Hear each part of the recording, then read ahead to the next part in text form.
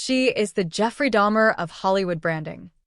When those words were reportedly uttered in a Manhattan federal court this week, the room didn't just go silent. The entire industry felt the shift. For the last 72 hours, the legal battle between It Ends With Us co-stars Blake Lively and Justin Baldoni has devolved from a standard PR nightmare into a scorched-earth psychological war. We aren't just talking about a movie set disagreement anymore. We are looking at a $161 million lawsuit where one of the most beloved couples in the world is being accused of professional extortion, and the director who gave them the platform is now comparing their public image to one of history's most notorious figures to prove a point about selective empathy. The factual recap of this latest explosion centers on the pretrial motions filed between April 12th and April 20th, 2026. The most shocking development occurred when Baldoni's lead counsel, Brian Friedman, argued that Blake Lively's perfect, floral, domestic goddess persona is a calculated front. He allegedly used the Dahmer comparison to explain how someone can be charming and magnetic while simultaneously destroying the lives and careers of everyone in their orbit. This high-stakes rhetoric comes as the court prepares for the May 18th trial date. But the drama isn't just in the courtroom analogies, it's in the paperwork. Unsealed deposition excerpts have revealed a massive credibility gap. Blake Lively testified under oath that she never orchestrated the unfollowing of Justin Baldoni during the film's release. However, author Colleen Hoover has reportedly ratted her out in her own testimony, stating that Blake explicitly asked her to join the digital blackout to send a message. Public reaction to the Dahmer comparison has been a polarized explosion. Viral clips of legal analysts breaking down the strategy are dominating TikTok, with some calling it a vile overstep and others seeing it as a necessary deconstruction of celebrity worship. The social media debate is currently centered on the net worth gag order. Because Blake Lively has officially requested that her and Ryan Reynolds' wealth be kept hidden from the jury, the internet is calling her the billionaire playing the victim. On Reddit's It Ends With lawsuits, the discourse has shifted toward credibility 101.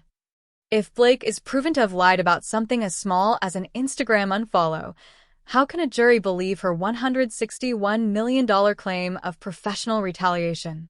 This situation escalated because Blake and Ryan's untouchable status in Hollywood is finally being challenged by a legal system that doesn't care about Deadpool cameos.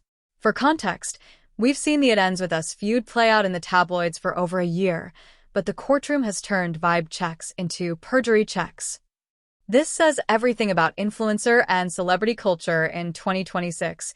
You can manipulate a narrative on Instagram, but you cannot edit a deposition without consequences.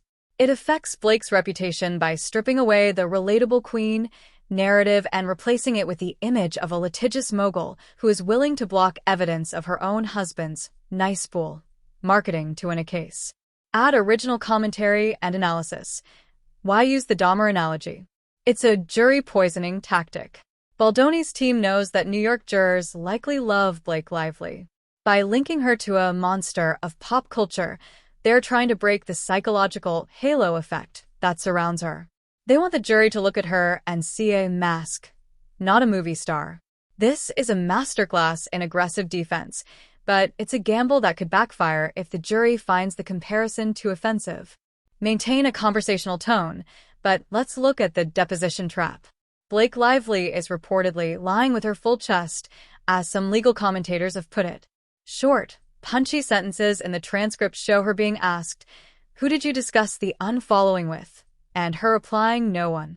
Slower, more analytical tone during the breakdown of Colleen Hoover's conflicting testimony shows that Blake may have thrown Hoover under the bus by claiming the author was more responsible for the film's edits than she actually was. This has essentially turned the It Ends With Us production team into a circle of people pointing fingers at each other to avoid a $100 million liability.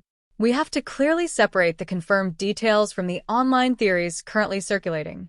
It is a confirmed fact that a judge threw out Blake's sexual harassment claims on technical grounds earlier this month, ruling that her independent contractor status didn't qualify under Title VII laws. It is a confirmed fact that her $161 million retaliation claim is the only major piece that survived.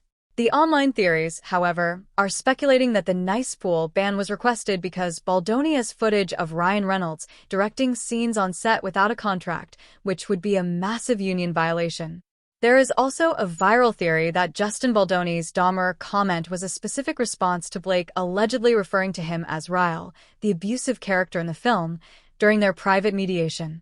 The analytical tone of the reputation shift is perhaps the most interesting part. Slower, more thoughtful threads on X are discussing how this case is a cautionary tale for employers and stars alike. If Baldoni's team really did hire a digital army to smear Blake, as she alleges, it's a new frontier of legal warfare.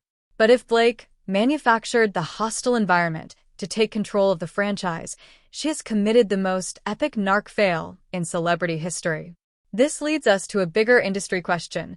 Can a celebrity's brand survive a trial where their net worth and their true personality are the main evidence? If Blake Lively wins, she becomes the face of standing up to crisis PR. If she loses, she becomes the cautionary tale of the star who tried to own the truth. The upcoming response possibility is a publicity pivot. Expect a very family-focused series of pap walks or casual Instagram posts from Blake and Ryan in the next 2 weeks to remind the public why they liked them in the first place, effectively trying to undahmer her image before the jury is seated.